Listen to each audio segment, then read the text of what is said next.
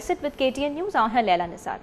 नाज़रीन, मुल्की सियासी ऐं मुआशी हाल हवालनि सां तव्हां ज़रूरु वाक़िफ़ हूंदा त छा हले पियो या रोज़ाना तव्हांखे इन हवाले सां मुख़्तलिफ़ TV चैनल्स हुजनि या पहिरीं KTN न्यूज़ जी ॻाल्हि कयूं त तव्हांखे बाक़ाइदा अपडेट्स तव्हां ताईं पहुचनि था त छा हले थो ऐं छा न। पर उन सां गॾोगॾु असांजा कुझु समाजी मसइला अहिड़ा आहिनि नाज़रीन जेके ख़तमु थियण जो नालो ई न पिया विझनि।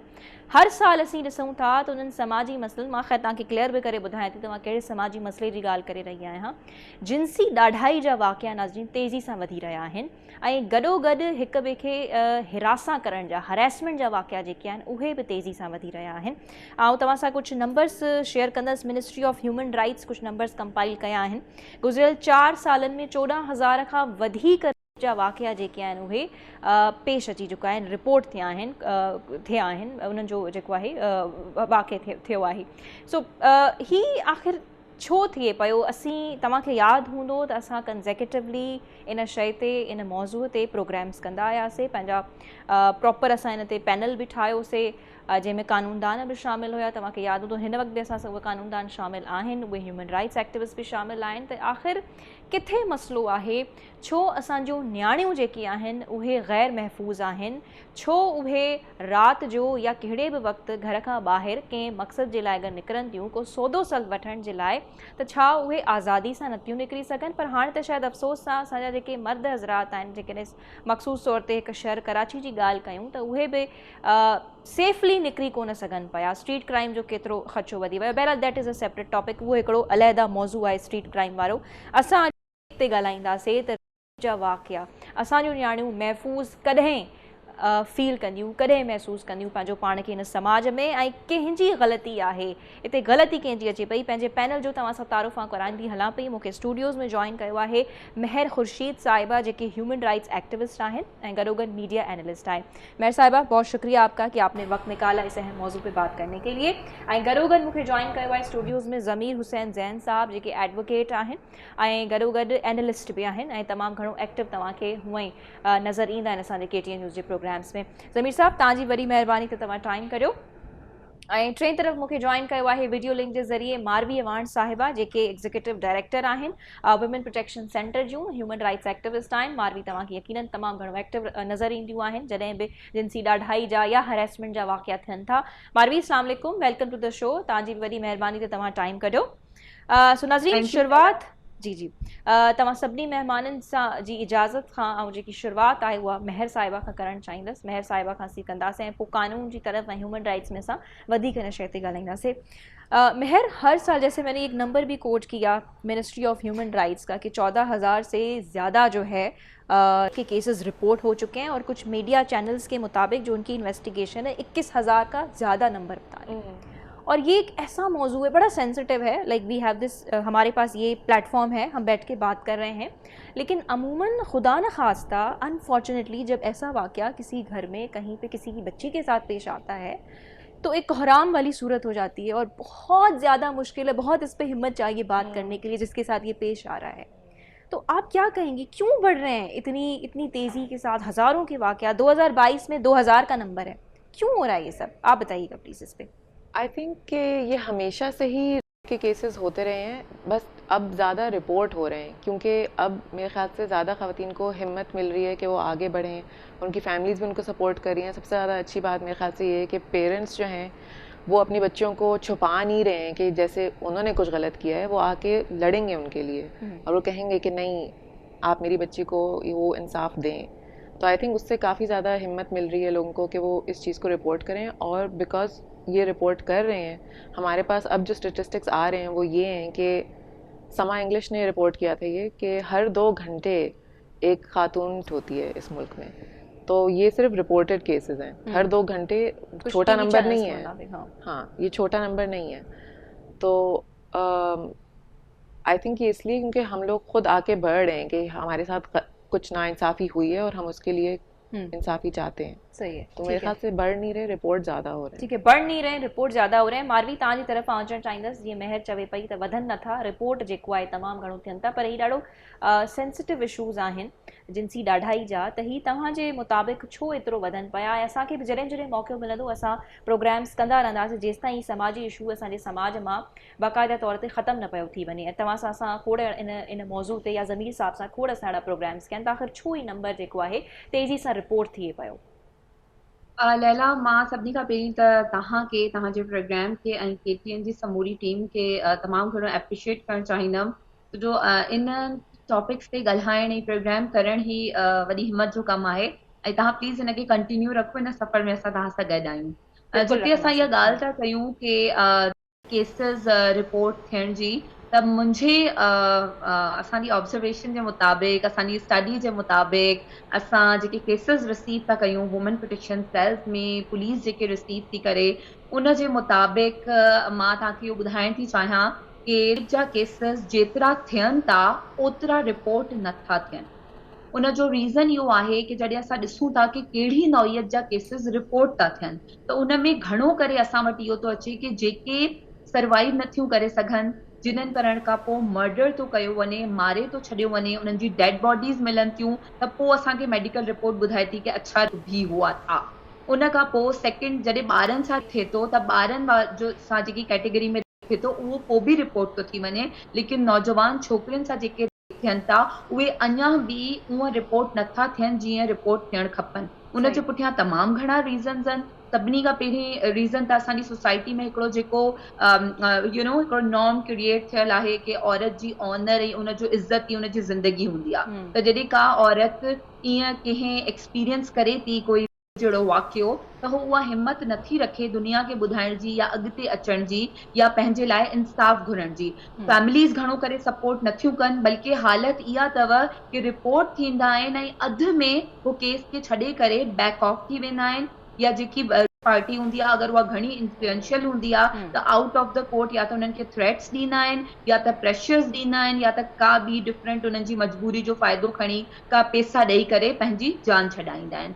उन खां पोइ असां ॾिसूं था विक्टिम ब्लेमिंग तमामु घणी आहे। अगरि जेकी हिकिड़ी असां वटि विक्टिम आहे, उनजी असांजा जेके इदारा आहिनि प्रॉपर तरीक़े सां उन्हनि जी नाले जी, उनजी जेकी शनाख़्त आहे उनखे लॉ बि चवे थो लॉ के न उनजो नालो किथे वरितो वञे, न उनजी तस्वीर किथे ॾेखारी वञे, लेकिन सम हाउ सोशल मीडिया जे ज़रिए या कंहिं बि ऑफिसर जी कंहिं बि लापरवाही जे ज़रिए या फैमिली जी तरफ़ां या किथां बि अगरि उहा तस्वीर या काशे निकिरी थी वञे, उन खां पोइ उन छोकिरी जे लाइ तमामु घणो ॾुखियो थो थी वञे उनजी पूरी फैमिली जे लाइ उन केस खे वधीक परस्यू करणु। पोइ ॿियूं जेके विक्टिम्स आहिनि उहे इन तरह जी विक्टिम ब्लेमिंग एंड प्रैक्टिसिस खे ॾिसी करे अॻिते नथियूं वधनि। त मुंहिंजे हिसाब सां केसिस जेतिरा थियनि पिया ओतिरा रिपोर्ट अञा बि न पिया।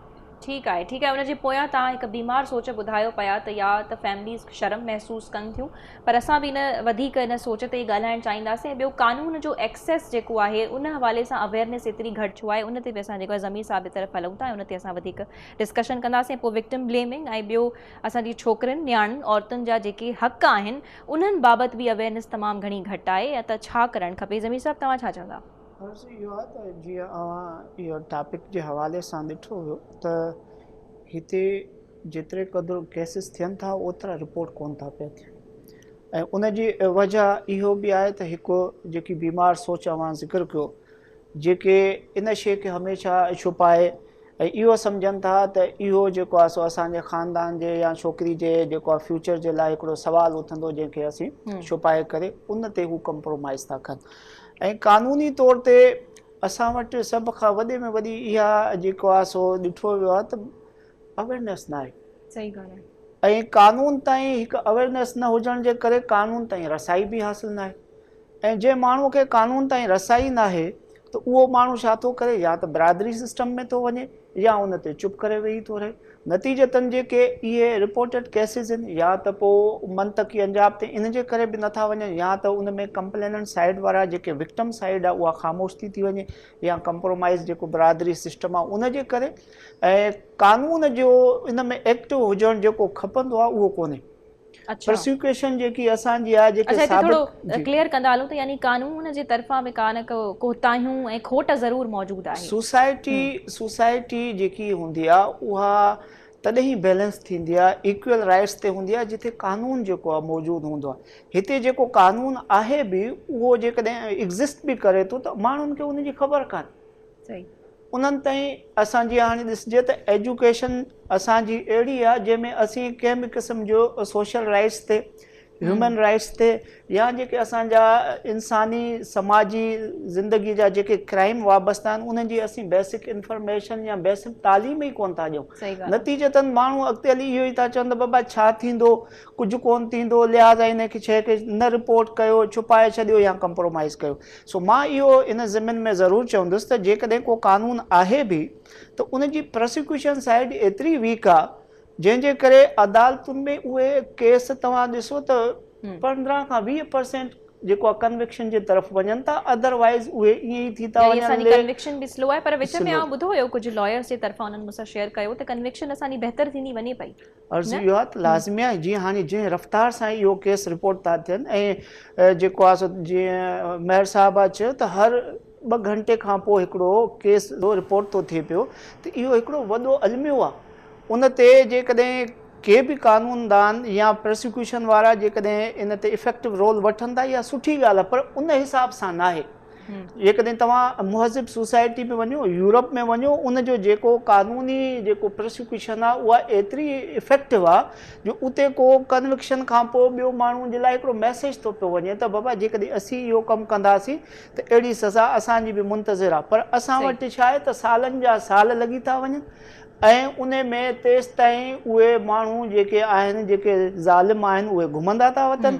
ऐं ॿियो प्रोसिक्यूशन जो सभ खां वॾे में वॾी इहा फेल्यूर आहे त हिते छा आहे त जेसि ताईं केस जेको आहे प्रोसिक्यूशन प्रूव करे तेसि ताईं बेल ते उहो वेठा आहिनि, घुमनि फिरनि था पिया। पोइ उन खां पोइ इहो परसेप्शन थो अचे जंहिं सोसाइटी में इहो वाक़ियो थियो आहे, जंहिं घर जी उहा विक्टिम थी आहे, उन ई माहौल में उहे माण्हू उथनि वेहनि था, उन्हनि ते का बि क़िस्म जी कानूनी गिरफ़ कान्हे का। नतीजतन इहा शइ जेकी आहे ॾाढी मायूस कोन ठीकु आहे। हिते अवेयरनेस जो बि फुक़दान आहे, आगाहीअ जो बि फुक़दान आहे ऐं गॾोगॾु त तव्हां कानून जे हवाले सां उते प्रोसिक्यूशन केतिरी वीक आहे ऐं कन्विक्शन जो रेशो बि तव्हां ॿुधायो त केतिरो वीक आहे या जंहिं रफ़्तार सां रिपोर्ट थियनि था त थोरो घणो चइजी सघिजे थो त बहितर थींदो वञे, पर सॉल्यूशन उहो न आहे। अर्ज़ु इहो आहे न त जेकी शइ सोसाइटी में जेको इशू सोसाइटी में उभरंदो आहे ऐं उन ते जीअं हाणे अवां KTN जे तरफ़ां मुंहिंजो ख़्यालु आहे काफ़ी अहिड़ा प्रोग्राम थिया आहिनि, ॿिया फोरम बि आहिनि मीडिया खां हटी करे, जीअं मेयर साहिबा जी फील्ड आहे, मारवी साहिबा जी फील्ड आहे, त इहे आवाज़ जॾहिं उथंदा आहिनि न त इन्हनि आवाज़नि खे दॿाइणु जेको आहे सो मुमकिन कोन्हे। नतीजतन सिस्टम अदालतूं या जेके बि लॉ एनफोर्समेंट आहे उहे इनिशिएटिव अच्छा हिते हिकु ॿियो सवाल तव्हां खां करणु चाहींदसि छो त जीअं तव्हां बि फरमायो असां हिन शइ ते इन वाक़िया जॾहिं थियनि था जिनसी ॾाढाइनि जा या अहिड़ा क़िस्म जा रिपोर्ट थियनि था त असां प्रोग्राम्स कयूं पिया। अच्छा हिते हिकु शइ अचे थी त जॾहिं अहिड़ो को वाक़ियो पेश अचे थो, तव्हां टिनी महिमाननि खां सवाल 1 बाय 1 तव्हां जवाबु ॾिजो। आप तीनों मेहमानों से है ऐं उर्दू में करे वठां थी मेयर साहिबा जे करे बि।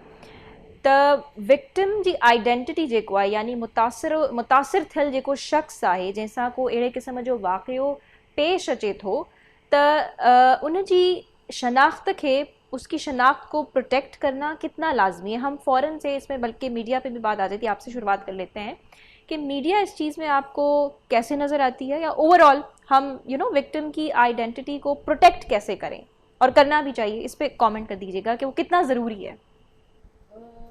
क्योंकि मीडिया के अंदर जेंडर सेंसिटिविटी बहुत ज़्यादा ज़रूरी है। उसमें ये के जो केसेस होते हैं उसमें विक्टिम की आइडेंटिटी या सर्वाइवर की आइडेंटिटी को प्रोटेक्ट करना इसलिए ज़रूरी है इस माशरे में और हर माशरे में, इज़ बिकॉज हम लोग वैसे ही सोसाइटी में खातून को ब्लेम करने के लिए रेडी रहते हैं। सही कि वो वहाँ क्यों गई थी, उसने ये क्यों पहना हुआ था और ये इसके साथ क्यों थी और वो इतनी रात क्या कर रही थी, इतनी सुबह क्या कर रही थी, वो काम पे क्यों जाती थी। तो ये सारी जो है ना हमारे पास सवाल रेडी रहते हैं वैसे ही।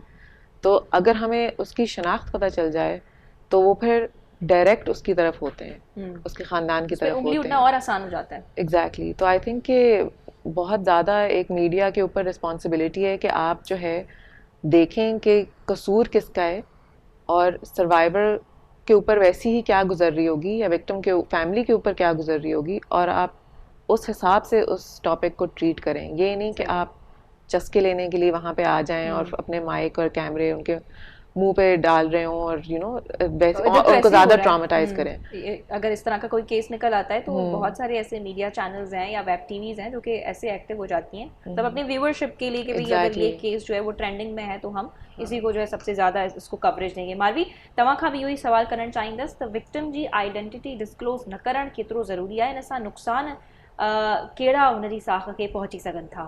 तव्हां बि कमु कयो थियूं, तव्हांजो वसी तजुर्बो आहे हिन हवाले सां, खोड़ केसिस तव्हां ॾिसो थियूं, छा चवंदा? लैला तमामु घणो ज़रूरी आहे ऐं असां ॾिसूं पिया कि हींअर थोरो असांखे फील थिए पियो कि मीडिया खे मां ज़रूरु सराहणु चाहींदमि कि काफ़ी रिस्पॉन्सिबिलिटी जो मुज़ाहिरो कनि था ऐं विक्टिम जी आइडेंटिटी खे हिकदमि साम्हूं नथा आणनि ऐं उन जी एग्ज़ाम्पल असां वटि जेको मोटरवे वारो केस आहे अञा ताईं कंहिंखे ख़बर कोन्हे कि उहा लेडी केरु हुई ऐं उनजी फैमिली केरु हुई ऐं छा, ऐं उहो केस इन तरीक़े सां ॿुधायो पियो वञे उनजो अॻियां सॼो हले पियो। अच्छा, ज़रूरी इन लाइ आहे छो जो असां इहो ॾिसूं था कि जॾहिं हिकिड़ी औरत सां हिकिड़ो जहिड़ो वाक़ियो थिए थो ऐं असांजी हिकिड़ी मेंटेलिटी सोसाइटी जी सिक आहे ऐं जॾहिं इन मामले जे बारे में सभिनी खे ख़बर थी पए त उहा अञा वधीक वल्नरेबल पोज़ीशन में अची थी वञे अलॉन्ग विथ हर फैमिली। ऐं पोइ फैमिली जे मथां जेको प्रेशर थो अचे, जेकी उन्हनि खे महसूस थो थिए कि असांजी इंसल्ट पई थिए, हर को असांखे टारगेट थो करे, पोइ इन जो केस ते तमामु ख़राबु असरु पए पियो छो जो केस खे पोइ हो बैक ऑफ थियण जी कोशिशि था कनि। ऐं ॿी ॻाल्हि इहा आहे कि रिस्पॉन्सिबिलिटी कंहिंजी आहे? मीडिया जी रिस्पॉन्सिबिलिटी आहे, केस जेके इन्वेस्टिगेशन ऑफिसर्स IOs आहिनि उन्हनि जी रिस्पॉन्सिबिलिटी आहे, कंसर्निंग जेके मेडिकल उन लेडी जो कनि था उन्हनि जी रिस्पॉन्सिबिलिटी आहे, कोर्ट में जेके प्रोसीडिंग्स थियनि थियूं उन्हनि जी रिस्पॉन्सिबिलिटी आहे, ऐं जेके बि सोशल एक्टिविस्ट उन लाइ आवाज़ खणनि था सोशल मीडिया ते उन्हनि जी बि इक्वल रिस्पॉन्सिबिलिटी आहे।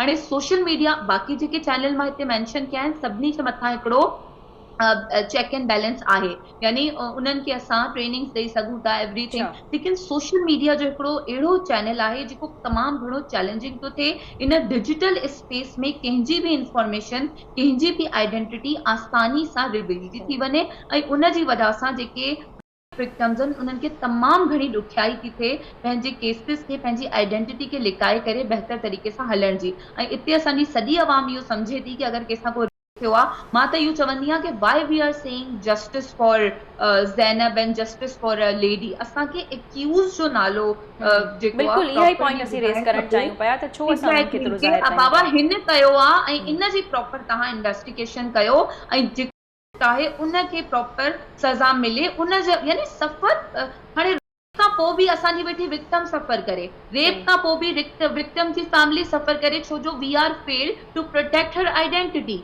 इते सफ़र त उनखे करणु खपे जंहिंजी वजह सां already she is suffering a lot. So we need to think about it and we need to change our style or practice of asking for the justice. असांखे ज़रूरत आहे, सॉरी तव्हांजो अंग्रेज़ी जो इस्तेमालु नाहे करणो, बिल्कुलु जीअं असांजे ॾिसंदड़नि खे वधि खां वधि सम्झ में अचे। मारी मां तव्हांजी तरफ़ वरी बि ईंदसि ऐं इन ई हवाले सां कानून जे हवाले सां मूंखे हिकु सुवाल ज़हन में अचे पियो, बल्कि तव्हां पहिरियों उन शइ जो जवाबु ॾेई वठो त पोइ असां वधीक सवालनि तरफ़ वञूं। आइडेंटिटी उते ज़ाहिर कबी आहे जिते सिस्टम मज़बूत हूंदो आहे, बीमार ज़हानत न हूंदी आहे ऐं उते माण्हुनि जे इज़त ऐं माण्हुनि जे तक़दुस जो को हिकिड़ो वैल्यू हूंदो आहे ऐं जिथे जेंडर डिस्क्रिमिनेशन न हूंदी आहे। हिन सोसाइटी में इहा शइ करणु जीअं चवंदा आहिनि त माना असीं सिंधीअ में हिकिड़ो चवंदा आहिनि त अञा जेको आहे सो तेल छिड़काइण जे बराबरि थी थो वञे, त हिकिड़ो ऑलरेडी जेको आहे सो इफेक्ट ई थियो आहे, वरी उनखे तव्हां इहा ज़ाहिर करे ऐं सोसाइटी वारनि खे अहिड़ो मौक़ो था ॾियो, हिन बीमार सोसाइटी जा माण्हू जेके इन शइ खे ॾिसनि था ऐं उहा पोइ ईअं थो थिए त जेको आहे सो उन लाइ डबल सूर आहे, पोइ हू माण्हू उन केस जी उन कार्रवाई जी पैरवी कोन था कनि, नतीजतन छा थो थिए त उहे बि केस या उहे बि जेको मामला रोलहड़े जो शिकार थी था वञनि। हुअण ईअं खपे त प्रोसिक्यूशन खे एतिरो मज़बूत हुअणु खपे जीअं हाणे पहिरियों हुयो। पहिरियों छा थींदो जे केसिस में अव्हांजी जेको आहे सो एविडेंस हूंदी त बाबा हे विटनेस हुजनि, आई विटनेस हुजनि। हाणे छा आहे त मेडिकल साइंस एतिरी तरक़ी कई आहे, हाणे DNA काफ़ी आहे। जॾहिं तव्हां DNA जे बिहाफ ते हिकिड़ी सफिशिएंट एविडेंस बिल्डअप करे सघो था त पोइ आइडेंटिटी जी ज़रूरत न आहे, उनखे ज़ाहिर करण जी ज़रूरत न आहे। मुंहिंजो ख़्यालु आहे त इन ते का कानून साज़ी हुअणु खपे त बाबा इन वारे केस में कम अज़ कम जेको आहे जेकी कंप्लेनेंट आहे उनखे जेको आहे इस्तस्ना हुजे Protection ऐं मिले, उन सही जे ॻाल्हि आहे। बिहाफ ते जेको आहे सो प्रोसिक्यूशन जेको आहे सो उहो केस सही नमूने सां प्लीट करे सघे। ठीकु आहे। अच्छा हाणे अव्हांजो ॿियो सवाल जी, ॿियो सवाल मुंहिंजो शायदि मुंहिंजे ज़हन मां हली वियो, मां वरी जेको आहे ॿियनि महिमान जी तरफ़ वञा थी। सवाल यादि आयो त ज़रूर तव्हां खां पुछी वठंदसि, हुयो ख़ैर तमामु इम्पॉर्टेंट थी। अच्छा महर, हमारे यहाँ जैसे हम बात करें कि कानून के हवाले से भी बड़ा हम लोग ऑब्लीवियस हैं, इतना ज़्यादा पता है नहीं है, ठीक है, और कानून में जो कोताहियाँ हैं उन पे खैर हम लोग, वो तो बात की बात है। हमारी जो ख़वातीन हैं उनके हुकूक क्या हैं, मतलब अगर कंसाइजली हम लोग बोलें, या वो कितना इस चीज़ के बारे में अवेयर है? यानी अब जैसे अब थोड़ी देर पहले हम हरासमेंट का जिक्र कर रहे थे, आई वाज टेलिंग यू, मैं आपको बता रही थी कि अगर जब इस तरह के वाक़यात होते हैं और डिस्कस किए जाते हैं, पब्लिक ट्रांसपोर्ट में जो हरासमेंट हो रही है तो उसको बड़ा नॉर्मल समझा जाता है और उस पर बहुत कम एक्शन लेती हैं हमारी ख़वातीन, क्योंकि शायद उनको पता है कि अगर लेंगे तो कुछ होगा ही नहीं। तो वो अपने राइट्स के हवाले से कितना अवेयर है? राइट्स के हवाले से जितने अवेयर हैं उसका तो आई कांट से कि जनरल पॉपुलेशन कितनी अवेयर है, लेकिन हमें ये पता है कि अगर हम लोग हरासमेंट जैसी चीज़ को अगर लेकर जाएंगे एफआईआर कटवाने के लिए तो उसकी क्या एविडेंस होगी कि मैं किस तरह बताऊंगी कि किसी ने मुझे गलत तरीके से देखा है या छुआ है या कुछ बोला है। वो तो मैं हर वक्त तो कुछ रिकॉर्ड नहीं कर रही होती, तो वो आगे वाला मेरी बात माने या ना माने, आई थिंक उसी बात से हम लोग इतना डर जाते हैं कि टू हैव टू प्रूव कि हमारे साथ ये हुआ है फिर से बार बार, तो वो ही हमें अच्छा खासा इस चीज़ से पीछे कर देता है कि हम इस चीज़ को इवन रिपोर्ट करें। और दूसरा बात है कि जो ख़वातीन अपने हुकूक जानती हैं, इवन अगर आप देख लें कि जो वर्किंग क्लास से ऊपर है, मिडिल क्लास एक्सेट्रा, उनको वर्क प्लेस हरासमेंट का पता है या उनके काम पे एचआर है सही, या उनका जो इदारा है वो उनको बता रहा है कि खुदा न खास्ता अगर आपके साथ इस तरह कुछ हुआ तो हम हैं यहाँ पे, हम आपको प्रोटेक्शन देंगे। ना हमारे स्कूलों में ऐसे है, ना हमारे ऑफिसेज में ऐसे है, और हमारी यूनिवर्सिटीज़ में अगर है भी तो सिर्फ नाम की चीज़ है। तो अगर लोग जानते नहीं है अपने हुकूक तो उनको पता है कि एक्चुअली में कोई फैसिलिटी नहीं है जो रिजल्ट उनको नहीं सपोर्ट निकलेगा, करे। रिजल्ट ना निकिरंदो। ज़मीर साहब, हाँ मुंहिंजो सवाल बि इन हवाले सां हुयो त अहिड़नि केसिस खे साबित करणु तमामु मुश्किल आहे। जीअं महर चवे पई त हाणे हर वक़्तु अगरि जीअं हरासमेंट ते ई असीं ॻाल्हाए था वठूं त हर वक़्तु छोकिरी या छोकिरे सां जेकॾहिं थिए थी त पाण सां मोबाइल त खणी कोन घुमंदो या उते फौरन सां त रिकॉर्ड न करे सघंदो। हाणे अर्ज़ु इहो आहे त हेरासमेंट खे वाक़ई प्रूव करणु जेको आहे उहो मुश्किल आहे। असां वटि कुझु लॉ में अहिड़ियूं डेवलपमेंट्स थियूं आहिनि, ख़ासि तौर ते फैमिली लॉज़ में, जंहिंमें ॾिठो वञे थो त उहो जेको आहे डेवलपमेंट वारो सिलसिलो अगरि हिन केसिस में बि थिए त उन जा रिज़ल्ट्स तमामु बहितर अची सघनि था।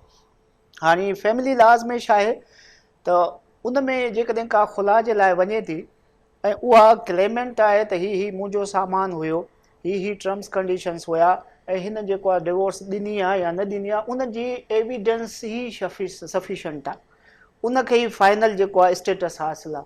त हिन हेरासमेंट वारे केसिस में बि ईअं हुअणु खपे त मजिस्ट्रेट वटि जॾहिं बि ट्रायल थिए त उन औरत जी जेकी एविडेंस आहे उहा उन जो स्टेटमेंट ई काफ़ी हुअणु खपे। जेकॾहिं इहा शइ ॾिसो, हाणे असां वटि इहा शइ त के बि माण्हू हर शइ ते कंप्रोमाइज़ करे थो वञे, पर सेल्फ रिस्पेक्ट ते ऐं पंहिंजी इज़त ऐं नफ़्स ते कॾहिं बि कंप्रोमाइज़ न कंदो आहे। जेको माण्हू इहा शइ खणी पाण खे ऐं ॿुधाए थो त मूंसां हीउ वाक़ियो थियो आहे, त आया इंसानी अख़लाक़ियात उन शइ खे एप्रिशिएट करे त लाज़मी हिन माण्हू सां इहो थियो आहे, अदरवाइज़ केरु आहे जेको पंहिंजी इज़त खे ईअं उछालींदो। लिहाज़ा उन जो इहो जेको स्टेटमेंट आहे या उन जी इहा जेकी कंप्लेंट आहे या उहा अची करे जॾहिं पंहिंजो बयानु रिकॉर्ड थी कराए, मुंहिंजो ख़्यालु आहे त क़ानूनी तौर ते इहो सफिशिएंट हुअणु खपे। ऐं जीअं फैमिली लॉज़ में मां अव्हांखे ॿुधायो त इहा डेवलपमेंट थी आहे, इहा डेवलपमेंट हिन मामले वारे केसिस में हेरासमेंट वारे में बि ईअं हुअणु खपे। फैमिली लॉज़ में डेवलपमेंट तव्हां रिपीट करे वठिजो। फैमिली लॉज़ में छा थींदो हो त पहिरियों जेके असांजा शादियुनि जा सिलसिला थींदा हुआ, पोइ उन में थींदो त बाबा हिकिड़ी डाइवोर्स ॾिनी अथई, हाणे वधीक नथो ॾिए, या हू चवंदो त मां न ॾिनी आहे, औरत चवंदी ॾिनी आहे, पोइ उहो कोर्टनि में केस ईंदो, पोइ एविडेंस चवंदा हुआ। हाणे उन में डेवलपमेंट इहा थी वई आहे त बाबा जेकॾहिं औरत इन शइ खे एडमिट थी करे त मूंखे डाइवोर्स ॾिनी अथई, लाज़मी ॻाल्हि आहे त पोइ मर्द भली डिनाइल ॾे, उहा एक्सेप्टेबल आहे। ऐं डाउरी आर्टिकल्स वग़ैरह आहिनि या मेंटेनेंस जा मामला आहिनि उन में जेकॾहिं मर्द क्लेमेंट आहे त मां वटि इहे शयूं डावरी आर्टिकल्स न आहिनि या जेको आहे मां मेंटेनेंस ॾींदो आहियां ऐं औरत चए थी न मूंखे मेंटेनेंस न मिलंदी आहे ऐं जेको आहे डावरी आर्टिकल्स जेको आहे न मूंखे न ॾींदा आहिनि त उनजो इहो जेको स्टेटमेंट आहे उनजी इहा जेकी ज़ाती एविडेंस आहे ज़ाती बयान उहा सफिशेंट आहे त मां इहो थो चवां त हिन केसिस में बि हिरासमेंट वारे में बि इहे मामला ईअं तरीक़े सां ला ॾिसे त उन्हनि खे जंहिं माण्हू जेको विक्टम आहे जेको इफेक्ट आहे या जंहिंसां इहा शइ थी आहे उहो पंहिंजी इज़त नफ़्स खे बचाइण जे लाइ जेकॾहिं पर इन हिते शइ असीं ते आयो ॾिसंदा आहे आहियूं त हरेसमेंट वारा केसिस बि जॾहिं कोर्ट जी तरफ़ वेंदा आहिनि त उन्हनि खे कई खोड़ साल जेको आहे लॻी वेंदा आहिनि निपटाइण में। मारवी तव्हां खां बि साॻियो या सवाल करणु चाहींदसि, तव्हां वटि अहिड़ा केसिस अचनि था, तव्हां वटि जॾहिं के औरतूं न सिर्फ़ु हरेसमेंट जी, छा पहिरियों त इहो ई सवाल पुछंदसि, छा हरेसमेंट जी कंप्लेन खणी करे बि तव्हां ॾे औरतूं अचनि थियूं त उन्हनि खे कोई हिरासा करे थो, नंबर 1, ऐं नंबर 2 तव्हां जीअं ही ऐं सवाल पुछो त इन्हनि अहिड़नि केसिस खे साबित करणु तमामु ॾुखियो आहे त तव्हां उन्हनि औरतुनि जूं पंहिंजे वुमेन प्रोटेक्शन सेंटर में कीअं उन्हनि जी मदद कयो था, कीअं फैसिलिटेट कयो था? अच्छा लैला, तव्हांजो जेको सवाल हो मां बिल्कुलु पंहिंजे रिस्पेक्टेबल असांजा जेके पैनलिस्ट आहिनि उन्हनि खे बि ॿुधां पई, उन्हनि बि ॾाढे सुठी तरीक़े सां ॿुधायो। ॾिसो, हिकिड़ो त वर्क प्लेस हरेसमेंट आहे, स्पेसिफिकली हुन जे लाइ असांजा 2010 जो लॉ आहे जंहिंमें इंस्टीट्यूशंस बि आहिनि, वर्क प्लेसिस बि आहिनि।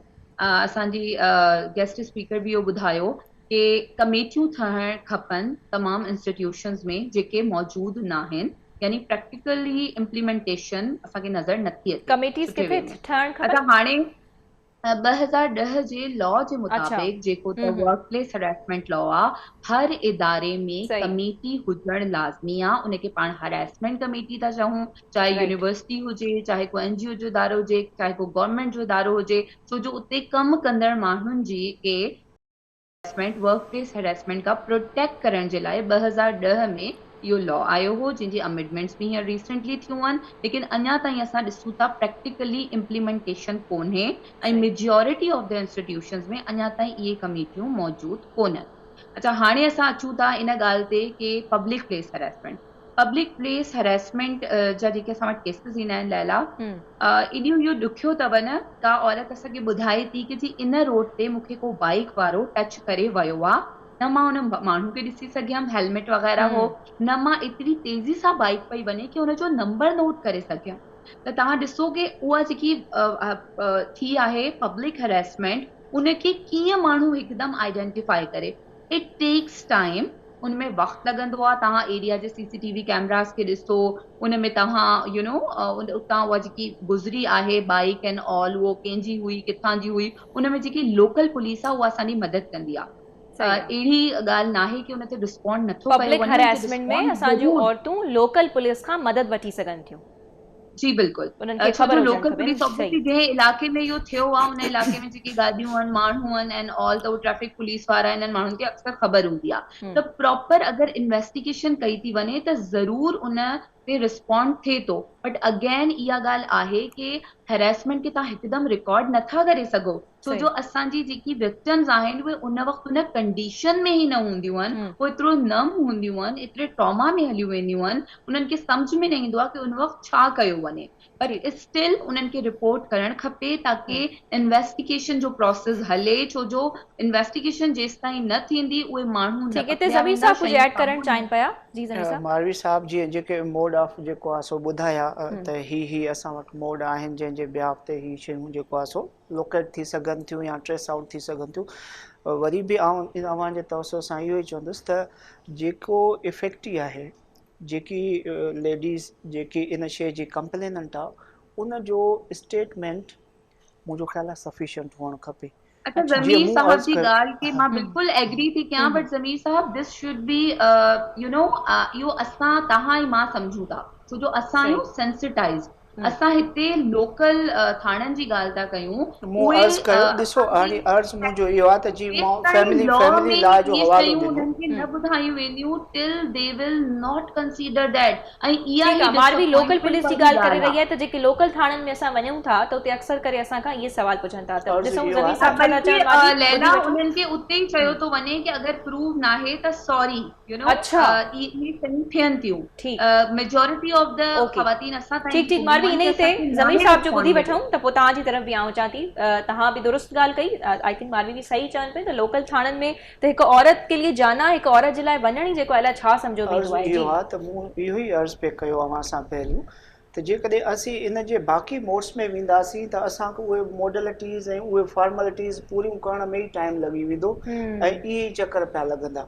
हाणे जी मूं अव्हांखे ॿुधायो त जेको अदालती निज़ाम आहे असांजो उहो ॿिनि शयुनि ते बेस्ड आहे। हिकिड़ो जेको आहे सो जुडिशरी ऐं ॿी जेको आहे सो लॉ एनफोर्समेंट ऐं जुडिशरी इहे ॿई पाण में तॾहिं जॾहिं हिकु पेज ते हूंदा आहिनि त को जेको आहे सो इंसाफ़ मिली सघंदो। हाणे पुलिस जेकी आहे जेकॾहिं को डायरेक्ट वञे थो पुलिस में त उहा पुलिस बि लाज़मी आहे हिकिड़ो असांजो कानून जे लॉ एनफोर्समेंट जो हिसो आहे त उनखे बि इहो जॾहिं कानून ठहंदो त लाज़मी जॾहिं उहा औरत उते पहुचंदी त उहो कानून जे पैराहे में पुलिस वारो उनखां इहे ॿियूं जेको फॉर्मेलिटीज़ न पुछंदो। लॉ जॾहिं मौजूदु हूंदो, फैसला अहिड़ा अदालत जा मौजूदु हूंदा उन लॉ जे तहत त उनजे हिसाब सां इहो थींदो। अच्छा माज़रत मूंखे ॿुधायो पिया जी तव्हां ॾाढी आइडियल सिचुएशन ॿुधायो हा, पिया। असां बिल्कुलु। बिल्कुलु चाहियूं था कि ईअं थिए। सिचुएशन पर ॾाढी इन उलट जे आहे लाइ न थाणनि वग़ैरह जी। अच्छा हिकिड़ी शइ हिते मां लैला चवणु जी मां बि चाहींदमि क्विकली कि कजो, टाइम सफ़ा घटि आहे असां वटि। जी बिल्कुलु। हेरेसमेंट जॾहिं थींदी आहे गलियुनि में भिटियुनि में ॿारनि सां गॾु ऐं उहा रिपोर्ट अनरिपोर्टेड रहिजी वेंदी आहे त उहे ई हेरेसर थींदा आहिनि। त इन ॻाल्हि खे असांखे सम्झणु खपे किस्मनि के उन इनिशियल स्टेज ते ई रिपोर्ट थियणु केतिरो ज़रूरी आहे, न त हौसला वधंदा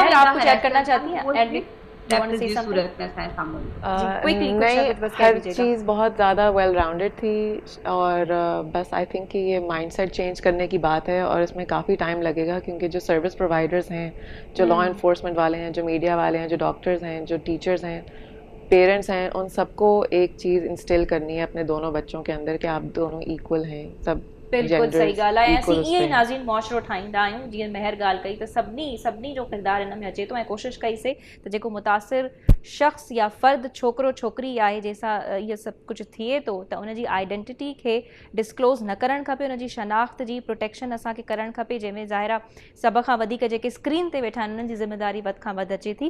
सो तमामु टिनी महिमाननि जी वॾी महिरबानी त हीअ टई महिमान असां सां गॾु हुया ऐं ॾाढो जेको आहे ब्रिलियंटली हिननि शयुनि खे पॉइंट आउट कयो। पर जीअं मारवी बि ॿुधाए पई त लोकल थाणनि जी सूरत हाल असां सभिनी खे ख़बर आहे त केतिरी ख़तरनाक हूंदी आहे। हिकु औरत त सोचे बि कोन पई सघे कंहिं लोकल थाणे ते वञी करे कंप्लेन करण जो। सो बहरहाल माइंड सेट खे जेको आहे तब्दील थियणो खपंदो। असांजी हुकूमतनि खे बि इन शइ जो साथ ॾियणो पवंदो ऐं जेके माण्हू पंहिंजो आवाज़ उथारनि था, जेको पंहिंजो पाण खे ह्यूमन राइट्स एक्टिविस्ट हलाइनि था, त उन्हनि जी आवाज़ लाज़मी जेको आहे नाज़रीन जेसि ताईं उथारींदा रहंदा तेसि ताईं ॿुधंदी वेंदी ऐं सॼो कमु आहे ई दरअसल आवाज़ जो। त आवाज़ उथारींदव त ज़ाहिरा ॿुधियो बि ज़रूरु वेंदो। सो अलाह साईं हर न्याणी जी इज़त जेको आहे महफ़ूज़ करे पंहिंजे न्याणियुनि खे सपोर्ट कयो। प्रोग्राम खे असीं जो टाइम पूरो थी चुको आहे। मुलाक़ात थींदी ईंदड़ हफ़्ते। पंहिंजो तमामु घणो ख़्यालु रखंदा। अल्लाह हाफ़िज़।